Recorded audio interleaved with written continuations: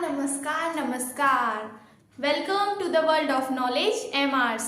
तो आप लोग किस वजह से आए हो कि बस एक महीना बचा है और इस महीने में क्या कर लूँ, मैं जल्दी से जल्दी कवर सिलेबस कर लूँ जिससे कि जनवरी में हमारे प्री बोर्ड्स आएंगे तो उस पर ध्यान दे लूँ और ये दिसंबर में क्या हो जाएगा, मेरा पूरा मैथ्स का सिलेबस कंप्लीट। तो इसको हम कैसे कवर करें एक महीने तक, तो मैं आज वही बताने वाली हूँ कि कैसे अच्छे से माइंड में रिवीजन करें मैथ्स का, जिसमें सारे चैप्टर कवर हो जाए और उसके PYQs हो जाए, नोट्स हो जाए, उसके रिवीजन कर ले हम और सैम्पल पेपर भी अच्छे से सॉल्व हो जाए। तो फिर बता देते हैं, इस वीडियो को आकर आपने बहुत अच्छा किया कि कैसे हम अच्छे से इसे एक्सप्लेन करेंगे।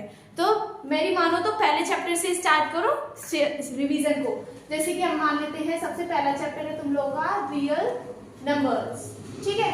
तो इसमें तुम लोगों को क्या चीज या क्या टॉपिक कवर करने चाहिए जिससे कि ज्यादा मार्क्स आ जाए। इसके जो ज्यादा टॉपिक है वो है एक तो प्रूविंग वाले, ठीक है। प्रूविंग वाले जो क्वेश्चन होते हैं वो इतने ज्यादा आते हैं हर एक चैप्टर में से, या फिर कह लो कि हर एक एग्जाम में ये वाला चैप्टर के प्रूविंग वाले क्वेश्चन आते ही आते हैं। जैसे कि मान लो मैंने बोल दिया prove that √3 is an irrational number, लेकिन ज्यादा ये √3 वाले नहीं आते, ये वाले ज्यादा आते हैं कि 5 + √3 प्रूफ करो और √2 + √3 को प्रूफ करो। वो भी आते हैं 4 मार्क्स के, 4 या फिर 5 मार्क्स के, ज्यादा वेटेज इनका 4 मार्क्स का होता है। तो सबसे पहले तुम लोग को रियल नंबर उठाना है, सबसे पहला चैप्टर, फिर उसमें करना है तुम लोग को प्रूविंग वाला टॉपिक, जिसमें कि ये वाले क्वेश्चन तुम लोग को ज्यादा प्रैक्टिस कर लेने हैं। √2 √3 वाले भी आते हैं लेकिन ये वाले ज्यादा आते हैं, ठीक है। अब जरूरी नहीं है ना इसी से काम बन जाए, दूसरा भी आता है, वो आता है LCM एंड HCF वाला टॉपिक, जिसमें कि मोस्ट जो इम्पोर्टेंट है वो है लैंग्वेज सम। लैंग्वेज सम में भी मैं तुम लोग को बता देती हूँ, तुम लोगों ने क्वेश्चन करे होंगे NCERT में, बैल वाले करे हैं ना। कौन से वाले करे हैं? बैल वाले, की जैसे ट्रैफिक लाइट होती है और रिंगिंग बैल होती है। मान लो मैंने 7 और 8 अलार्म एक साथ लगा दिए तो और चालू कर दिए, 5-5 मिनट बाद बीप होते हैं, लेकिन अगर मैंने इस टाइम दे दिया तो बताओ किस टाइम पे वो एक साथ दोबारा बीप होंगे। तो वो कौन सा, वो क्वेश्चन इस वाले टॉपिक में आते हैं LCM में, HCF में लैंग्वेज सब वाले वो वाले आएंगे, ठीक है। एंड ट्रैफिक लाइट वाले आएंगे, ये वाला भी कवर हो गया। अब तीसरा जो टॉपिक है वो भी ज्यादा इंपॉर्टेंट है, वो है हमारा प्राइम फैक्टराइजेशन। क्या है? Prime factorization. इसमें देखो कौन सा फॉर्मूला या फिर क्या चीज यूज होती है। जैसे कि मान लो मैंने बोल दिया एक नंबर है 24 A³ B³, ऐसे मान लो बोल दिया, जैसे x बोल दिया 24 A³ B³, ठीक है। फिर उसी के साथ दूसरा नंबर दे दिया मैंने 18 A² B, ठीक है। तो इन दोनों का क्या LCM क्या HCF आएगा, तो इस तरीके के क्वेश्चन भी तुम लोगों को कर लेने हैं अच्छे तरीके से, ठीक है। ये प्राइम फैक्टराइजेशन ही तो है। LCM में हम हाईएस्ट पावर को कॉमन मानते हैं और HCF में हम लोएस्ट पावर को कॉमन मानते हैं। LCM HCF वाले टॉपिक वाले ही क्वेश्चन है ये, लेकिन वो है ना कि डिवाइड कर दिए, ये प्राइम फैक्टराइजेशन वाले में रिपीट होते हैं, ठीक है। तो फिर फर्स्ट चैप्टर में से ये 3 टॉपिक तुम लोगों को क्या कर लेने हैं, कवर अप कर लेने हैं। सबसे पहला proving, LCM HCF and prime factorization, ऐसे टॉपिक्स का, ठीक है। अब चलते हैं दूसरे चैप्टर पे। तो फिर सेकंड चैप्टर पे बढ़ते हैं, वो है हमारा पॉलिनोमियल। पॉलिनोमियल चैप्टर हमारा सेकंड है, ठीक है। देखो फर्स्ट चैप्टर जो है वो बहुत ज्यादा इजी है, तो ज्यादा से ज्यादा एक दिन में हो जाएगा। सेकंड चैप्टर के लिए दूसरा दिन स्टार्ट करते हैं। इसमें जो तुम लोग को करना है, देखो तुम लोग को भी पता है पॉलिनोमियल्स में जो क्यूबिक वाला पोर्शन है वो पूरा कट चुका है, क्यूबिक पॉलिनोमियल। तो इसमें सिर्फ बचा कौन सा? Quadratic polynomial. और हाँ, MCQs में 1-1 मार्क्स के क्वेश्चन आते हैं, वो है ग्राफ वाले। ग्राफ वाले कैसे कि जैसे कि एक ग्राफ बना दिया, ठीक है। इसमें हमने एक कर्व लाइन ऐसे करके ड्रॉ कर दी। अब इसमें तुम लोगों से पूछ लिया कि बताओ इसमें कितने जीरोस तुम लोग को दिख रहे हैं, तो सिंपल सी बात है, एक्स एक्सिस पे जितने बार कट हुआ हो उतने हमारे जीरोस हो जाएंगे। जैसे कि 1 2 3 एंड 4, तो यहाँ पर हमारे कितने जीरोस हो जाएंगे? 4 जीरोस, ठीक है। तो इसका जो क्वाड्रेटिक है वो भी बदल जाएगा, ये क्वाड्रेटिक नहीं फिर ये बाय क्वाड्रेटिक पॉलिनोमियल कहलाएगा। तो यहाँ पर हमने 1 मार्क्स भी कवर अप कर लिया कि जैसे ग्राफ आए तो उसमें कितने जीरोस हमारे होते हैं वो भी हम बता सकते हैं। नेक्स्ट क्वेश्चन क्या है, मतलब नेक्स्ट टॉपिक क्या होता है कि find the zeros and verify the polynomial, verify the coefficients of zeros between them. मतलब ये इसमें तुम लोगों को कर लेना है फाइंड द जीरोस। यहाँ पर सबसे पहला टॉपिक कौन सा है, find the zeros and verify the relation between them. Coefficient और जीरोस के बीच में जो रिलेशन होती है ना, वो तुम लोग को वेरीफाई करनी है। तो ऐसे मार्क्स के क्वेश्चन आप लोग के आ जाएंगे, ऐसे क्वेश्चन 3 मार्क्स के में, ठीक है। ज्यादा से ज्यादा 1 या फिर 2 आएगा चॉइस में। दूसरा जो टॉपिक है इसके अलावा वो वाला है कि तुम लोग को क्या दे रखे हैं, जीरोस दे रखे हैं, जीरोस के सम दे रखे हैं या फिर प्रोडक्ट दे रखे हैं। इनकी हेल्प से तुम लोग को क्या बनानी है, क्वाड्रेटिक पॉलिनोमियल बनाना है। तो ये तुम लोग का एमसीक्यू में आएगा, किस में आएगा, एमसीक्यू में आएगा। और जो तुम लोग आराम से कर सकते हो उसकी इक्वेशन को लर्न करने के बाद। तो इसमें सिर्फ ये आएगा और ये भी आएगा।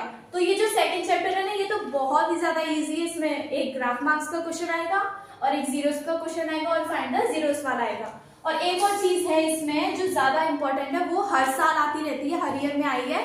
वो क्या है कि कॉम्प्लिकेटेड वाले जीरोस। मैं लिख देती हूँ यहाँ पे कॉम्प्लिकेटेड जीरोस।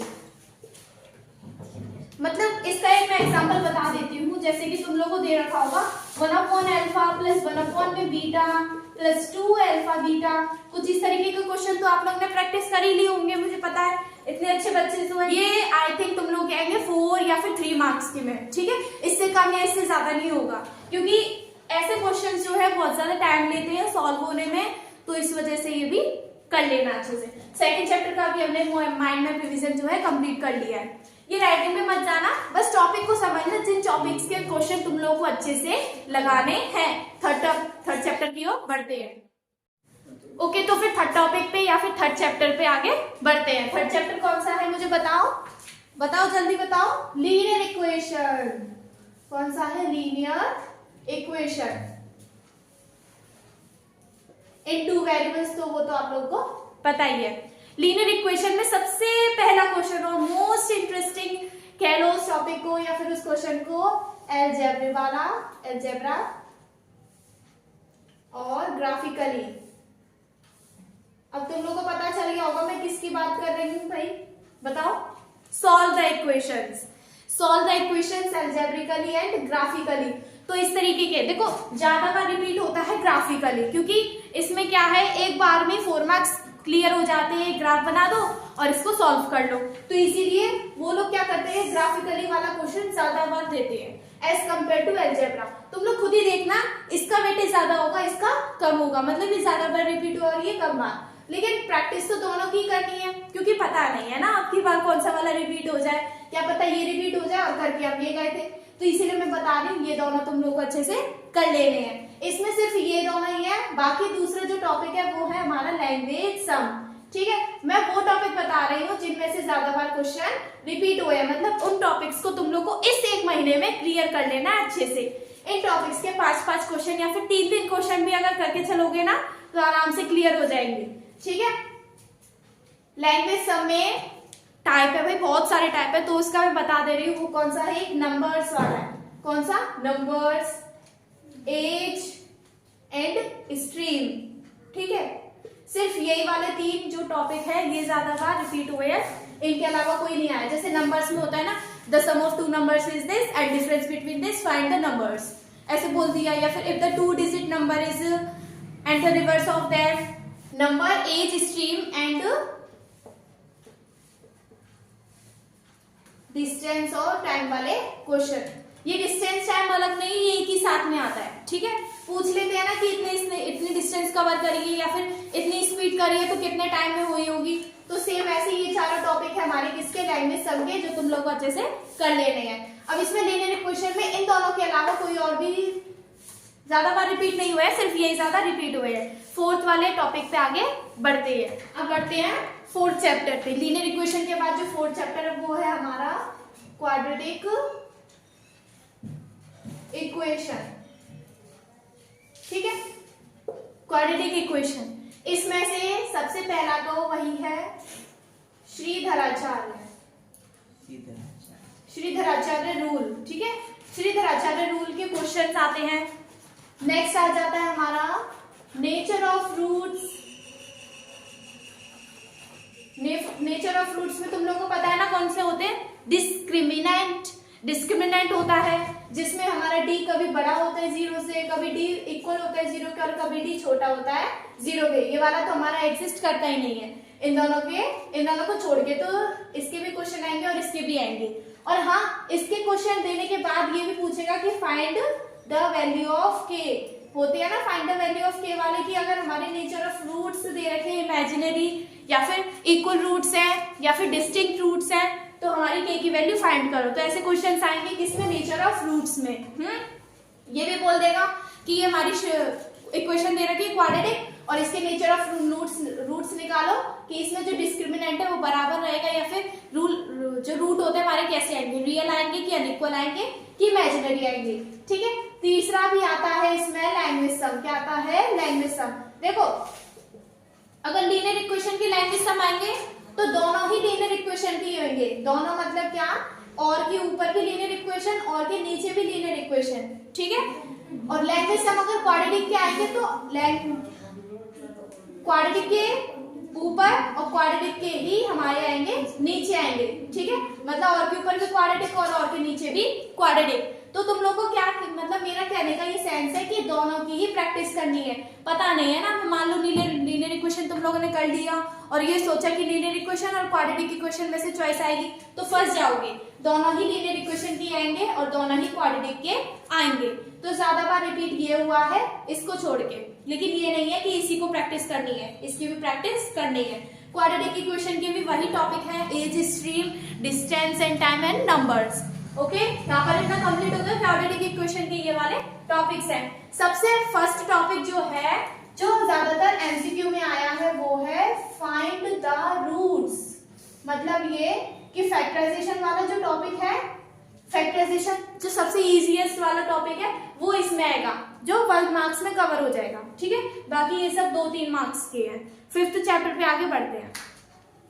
तो फिर हमने 4th चैप्टर तक क्लियर कर लिए ना, 4 डेज हमारे कंप्लीट हो गए। ठीक है, एक ही दिन में अगर तुम लोग कवर अप कर लोगे ना तो बहुत अच्छी बात है, नहीं तो तुम 2 डेज ले सकते हो इसके लिए। आते हैं 5th चैप्टर पे, वो है हमारा AP मीन्स अर्थमेटिक प्रोग्रेशन, समांतर श्रेणियां।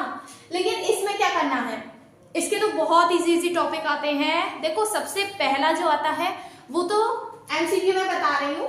एमसीक्यू में क्या आएगा कि मान लो कोई भी 2 टर्म दे रखे होंगे, तो मैं दे रखा होगा जैसे कि A7 term and A9 term, तुम लोग को ये दे रखे हैं 10 एंड 40, तो find the common difference between them. ऐसे क्वेश्चन आएंगे एमसीक्यू में, जो कि तुम लोग को पता है इसकी लीनियर इक्वेशन बनानी है और इन्हें सॉल्व कर देना है। ठीक है, ये एमसीक्यू की बात रही 1st मार्क्स की, 1 मार्क्स की। ठीक है, अब इसमें आ जाते हैं सबसे पहले टॉपिक पे, वो है हमारा nth टर्म। मतलब ये nth टर्म की जितने भी क्वेश्चन आते हैं ना, सारे तुम लोग को कवर करने हैं। जैसे कि एग्जांपल बता देती हूँ।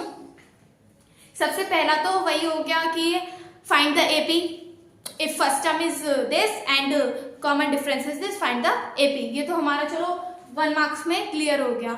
दूसरा जो आएगा, which term of the AP is 0, ऐसे मार्क्स के क्वेश्चन आएंगे, 2 मार्क्स के आएंगे। ये nth टर्म वाला ही तो है। nth टर्म का मतलब ये हो गया कि उसमें फॉर्मूला कौन सा यूज होगा, ये वाला Tn is equals to A plus n minus 1 into D। ये वाला फॉर्मूला यूज होगा, जिस क्वेश्चन में यूज होगा उसे मान लेना वो nth टर्म वाला क्वेश्चन है। मेरे कहने का मतलब ये है कि कोई भी क्वेश्चन नहीं छोड़ना है इस चैप्टर में से, सारे तुम लोगों को क्लियर करने हैं। ठीक है, सारे का मतलब जितने तरीके के क्वेश्चंस तुम लोग के आए सारे उनके एक या फिर 2 क्वेश्चन सॉल्व कर लेना। सबसे ज्यादा जो इम्पोर्टेंट है वो ये है कि the sum of the sum of 8th and 5th term of the AP is this 29 and the sum of 7th and 6th term of the AP is 29, find the common difference या फिर find the AP। इस तरीके के question भी आएंगे, वो भी nth term में से कितने मार्क्स के, 3 मार्क्स के। तो ये क्या हो गया, हमारा माइंड में प्रिविजन हो गया किसका, AP का, इस टॉपिक का। अब आप जाते हैं जरा किस पे, SN मीन्स सम वाला टॉपिक। कौन सा वाला टॉपिक, सम वाला टॉपिक। सम वाले टॉपिक के भी फॉर्मूले पहले तुम लोगों को अच्छे से लर्न करने हैं, पहले फॉर्मूले रिवाइज करने हैं, उसके बाद कूदना है हमें क्वेश्चंस पर, मीन्स टू से एनसीईआरटी पर। पहले फॉर्मूले करने हैं, फिर उनके बाद क्या करना है, एनसीईआरटी के क्वेश्चंस पर कूदना है, फिर उसके बाद पीवाईक्यूज करना, सैंपल पेपर करना। और इसमें कौन सा टॉपिक है लास्ट वाला, सम वाला। सम वाले क्वेश्चन को अच्छे से क्लियर कर लेना तुम लोग। ठीक है, इसमें सम वाले टॉपिक में द सम ऑफ या फिर the A7 is equals to इतना, सम ऑफ nth टर्म इतना दे रखा है तो फाइंड द कॉमन डिफरेंस, ऐसे क्वेश्चंस आ सकते हैं। 5th चैप्टर का माइंड में रिवीजन यही तक था, nth टर्म एंड सम वाले क्वेश्चंस। बस आगे बढ़ते हैं हम इस 6th चैप्टर पर, कोऑर्डिनेट ज्योमेट्री पर। ओके तो फिर AB के बाद अब आ जाता है हमारा कोऑर्डिनेट ज्योमेट्री 6th चैप्टर, उसका भी माइंड मैप कर लेते हैं क्या होगा। कोऑर्डिनेट ज्योमेट्री, देखो कोऑर्डिनेट ज्योमेट्री में टॉपिक्स लिख देती हूँ कौन कौन से। सबसे फर्स्ट है डिस्टेंस फॉर्मूला। जिस टॉपिक को मैं बोलती हूँ ना एमसीक्यू में आएगा, उसके ज्यादा से ज्यादा 5 क्वेश्चंस तुम लोग सॉल्व किया करो। देखो अब ये वाला भी है ना, ये भी हमारा किस में आएगा, सिर्फ और सिर्फ एमसीक्यूज में। क्योंकि तुम खुद सोचो डिस्टेंस फॉर्मूला इतना इजी फॉर्मूला है, ज्यादा से ज्यादा 2-3 स्टेप का इसका आंसर है, तो इसे कौन 2 मार्क्स में देगा, इसे कौन 3 मार्क्स में देगा। इसे तो सिर्फ एमसीक्यूज में ही होना चाहिए। किस में होना चाहिए, एमसीक्यूज में या फिर वेरी शॉर्ट में। तो सबसे पहला टॉपिक कौन सा है, डिस्टेंस फॉर्मूला, वो तुम लोग को क्लियर करना है। सेकंड जो आता है वो हमारा होता है, तुम लोग को पता है अच्छे से, सेक्शन फॉर्मूला। कौन सा फॉर्मूला, सेक्शन फॉर्मूला। हाँ इसके इस तरीके मतलब इस टॉपिक के जो क्वेश्चंस है ना वो बहुत आते हैं। बहुत का मतलब एक तो ये बहुत बड़ा टॉपिक है, बहुत वास्ट सिलेबस है इसका सेक्शन फॉर्मूले का, इसमें मिड पॉइंट भी आ जाता है, ठीक है। और इसमें सेक्शन फॉर्मूले में वो ट्राई सेक्शन इक्विसेक्शन वाले होते हैं ना वो भी आ जाते हैं, और जो एरिया ऑफ ट्रायंगल का सेंट्रोइड होता है ना वो भी आ जाता है। तो इस वजह से सेक्शन फॉर्मूले में ज्यादा से ज्यादा क्वेश्चंस तुम लोगों को क्लियर करने हैं, क्योंकि ये नहीं पता ना कि ये वाला जो क्वेश्चंस है वो इसी टॉपिक का आ जाए या फिर डिस्टेंस का आ जाए, लेकिन ज्यादा बार सेक्शन फॉर्मूला रिपीट होता है। और जो थर्ड वाला है ना वो वाला ये भी है, ये वाला भी आता है, figure sum question. Figure sum question मतलब क्या है, या फिर कह लो फिगर वाले क्वेश्चन, ठीक है, फिगर वाले क्वेश्चन। इसमें क्या है, इसमें बता देती हूँ। देखो तुम लोग को दे रखे हैं, if the vertices of a parallelogram are this, find the last coordinate, ऐसे बोलती है हमें। मतलब ये मान लो तुम लोग को एक पैरेललोग्राम बना हुआ दे रखा है, ए कोऑर्डिनेट दे रखा है, बी कोऑर्डिनेट दे रखा है, सी कोऑर्डिनेट दे रखा है, डी कोऑर्डिनेट नहीं दे रखा, तो तुम लोग को क्या बोलेगा, भाई जब ए बी सी दे रखे तो डी निकालो, ठीक है।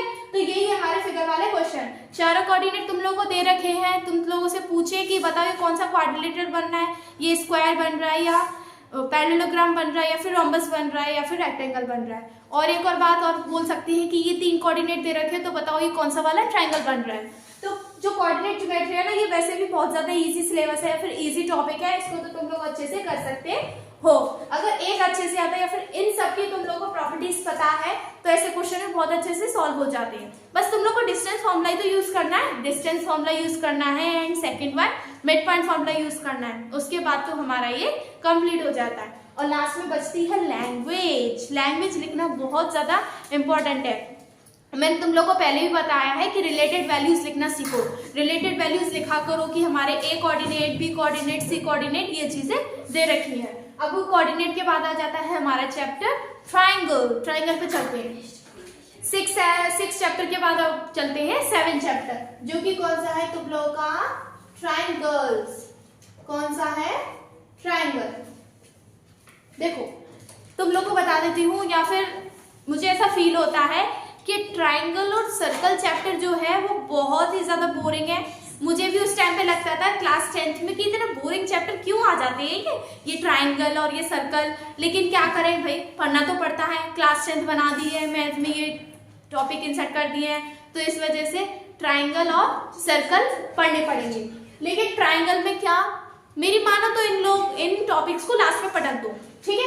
लास्ट में इन्हें तुम लोगों को लास्ट में देखेंगे, लास्ट में देखेंगे। चलो तो फिर इसको देख लेते हैं। Area related to circle.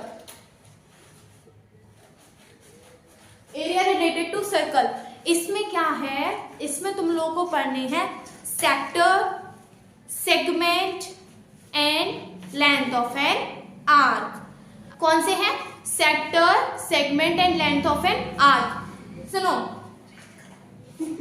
अगर मेरी मानोगे तो एक चीज बताती हूँ कि इस चैप्टर की तुम लोगों को पूरी जो एनसीईआरटी है ना, एनसीईआरटी एक्सरसाइज जो सिर्फ किस पे बेस्ड है, सेक्टर पे है, सेगमेंट पे है, segment and length of an arc पे है। अगर किसी के पास पुरानी एनसीईआरटी है, पुरानी, तो इस चैप्टर की सेकंड एक्सरसाइज तुम लोगों को पूरी क्लियर कर लेनी है, और किसी के पास न्यू एनसीईआरटी है तो उसे तो सिर्फ और सिर्फ फर्स्ट एक्सरसाइज ही क्लियर कर लेनी है, क्योंकि फर्स्ट और सेकंड एक्सरसाइज में से ही हमारे क्वेश्चंस आएंगे। देखो ये तो ओल्ड एनसीईआरटी के अकॉर्डिंग है और ये न्यू एनसीईआरटी के अकॉर्डिंग है, ठीक है। मेरे बोल को ध्यान से समझो, राइटिंग पे मत जाओ, बहुत बेकार आ रही है। सेकंड एनसीईआरटी मतलब सेकंड एक्सरसाइज किसकी करनी है, ओल्ड एनसीईआरटी की, और फर्स्ट एक्सरसाइज किसकी करनी है, न्यू एनसीईआरटी की। सिर्फ और सिर्फ ये करनी है क्लियर अप तुम लोगों को, ठीक है। ऐसे कोई क्वेश्चंस नहीं है कि ज्यादा इंपॉर्टेंट हो, सारे ही इंपॉर्टेंट आते हैं। और सिलेबस ही इतना कर दिया है तो ये तो और अच्छी बात है ना। सिर्फ तुम लोगों को फॉर्मूले लर्न करने हैं एरिया रिलेटेड टू सर्कल में, और उसके अकॉर्डिंग क्वेश्चंस तुम लोगों को प्रैक्टिस करने हैं। क्वेश्चन बता देती हूँ जो ज्यादा बार रिपीट हुए हैं, इसमें से वो वाला है सबसे पहला ब्रूच। ब्रूच वाला क्वेश्चन आया ना, ब्रूच में कितनी सिल्वर वायर या फिर इतने डायमीटर है, तो कितनी सिल्वर वायर हमारी यूज हुई है। एक तो ब्रूच वाला आया है, दूसरा हमारा आया है अम्ब्रेला वाला। कौन सा वाला, अम्ब्रेला वाला। अम्ब्रेला वाला आता है ना, अम्ब्रेला वाले में बहुत कंफ्यूजन है कि हम थीटा 90 लेंगे या फिर 45 लेंगे, क्योंकि इसमें बोला जाता है 2 कंसेक्यूटिव डिप्स। तो इन दोनों क्वेश्चन को बहुत बार लगाना, ठीक है, क्योंकि ये ज्यादा बार रिपीट हुए हैं, लेकिन फिर भी सारे क्वेश्चंस को अच्छे से करना है। अब इसके बाद चलो नेक्स्ट पे चलते हैं, ट्रायंगल को देखेंगे लास्ट में। जो हमारा नेक्स्ट चैप्टर है वो है वॉल्यूम। कौन सा है, वॉल्यूम। ये भी इजी चैप्टर है, इसमें सिर्फ एक ही टॉपिक मैं तुम लोग को बता देती हूँ, वो है एक ही टॉपिक ही बताऊंगी, क्योंकि एक ही एक्सरसाइज में से आ रही है। कौन से वाले क्वेश्चन, सरमाउंटेड। कौन से, सरमाउंटेड वाले क्वेश्चंस क्या है, ये आ रहे हैं, ठीक है। कौन से वाले क्वेश्चन ज्यादा आ रहे हैं, सरमाउंटेड वाले, कि हमने क्यूब लिया और उसके ऊपर एक हेमिस्फेरिकल सरमाउंट कर दिया, तो टोटल सरफेस एरिया बताओ, या फिर उस पर कितना जो कपड़ा है वो चढ़ सकता है तो उसकी कॉस्ट बताओ। तो सरमाउंटेड वाले क्वेश्चन तुम लोग को क्लियर कर लेने हैं।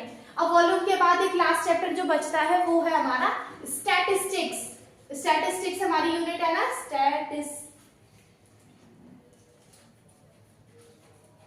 स्टैटिस्टिक्स, ठीक है। इसमें है 2, वो क्या है हमारी, एक mean median mode, central tendency है ना, मीन मीडियन एंड मोड, और जो दूसरा है वो कौन सा है हमारा, प्रोबेबिलिटी, पॉसिबिलिटी, प्रोबेबिलिटी। प्रोबेबिलिटी में कॉइन्स, कार्ड्स एंड बॉल्स, ठीक है। प्रोबेबिलिटी में कौन सी टॉपिक्स हैं, कॉइन्स, कार्ड्स एंड बॉल्स।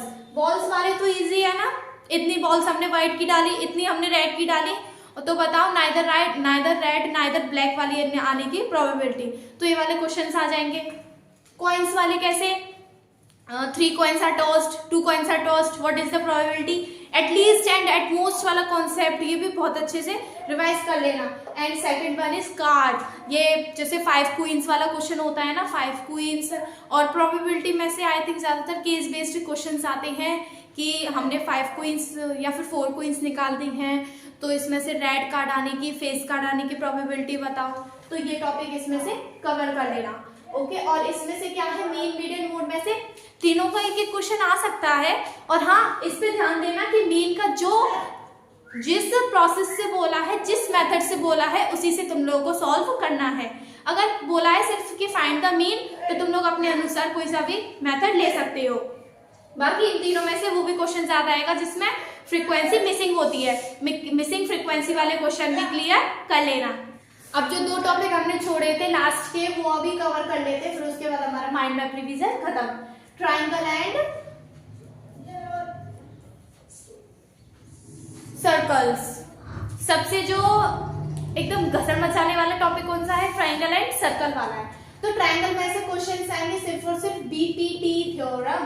कौन से, बीपीटी थ्योरम। तुम लोगों को पता है कि हमारे एरिया ऑफ ट्राइंगल वाले मतलब ratio of area of triangle होता है ना, वो वाला कैंसिल हो गया है, पाइथागोरियन वाला कैंसिल हो गया है, तो बचे कौन से, बीपीटी थ्योरम वाले।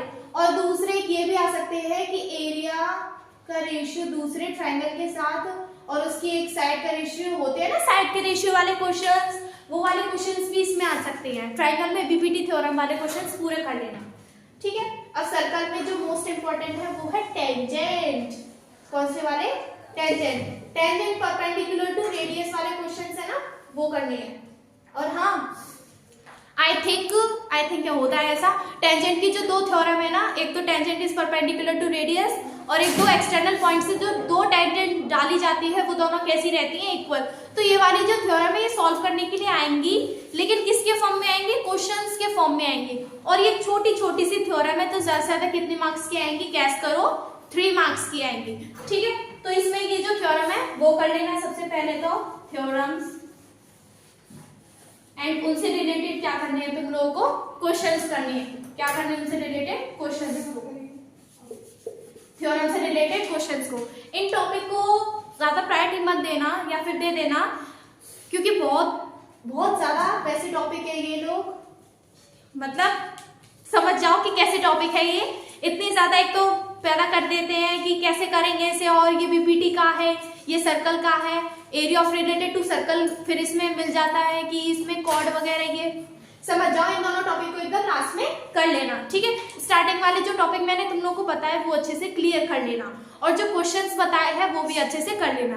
देखो हम तो ऐसे बनाते रहेंगे वीडियो, तुम लोग को बताते रहेंगे कि ये भी टॉपिक करना, ये टॉपिक करना। जो अंदर से कुछ कर दिखाने का जुनून है वो तो तुम लोग को जगाना है ना, कि इतने मार्क्स हमें लाने हैं। स्टार्टिंग में तो सोची थी कि 90, जब अप्रैल स्टार्ट हो गया था कि 90 से करने हैं, 90 मार्क्स लेकर आएंगे, मतलब 90 से अब लेकर आएंगे, लेकिन एंड में आते आते इतना टाइम वेस्ट हो चुका होता है, पता नहीं ना, अपने आप ही हो जाता है कि हमने तो इतना सोचा नहीं था, लेकिन इतना टाइम वेस्ट हो गया और सिलेबस भी नहीं कवर हो पाया।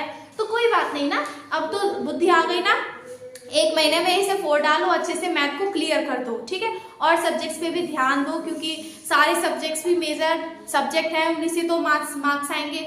सिर्फ मैथ करने से ही हम थोड़ा ना 90% उखाड़ सकते हैं, और अच्छे से क्लियर करना, और जितने भी PYQs है वो करना। अगर तुम लोगों को कहीं से नहीं मिल रहे हैं तो हमारे चैनल पे PYQ सीरीज चल रही है, उसे अच्छे से देख लो।